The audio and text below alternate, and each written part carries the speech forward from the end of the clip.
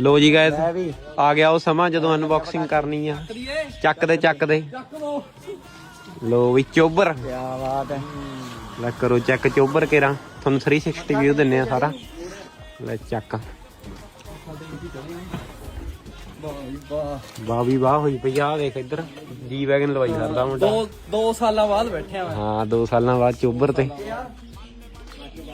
ਬੜਾ ਪਿਆਰ ਹੈ। ਹਾਂ ਖੁਸ਼ੀ ਦੱਸ ਰਹੀ ਆ ਚਿਹਰੇ ਦੀ।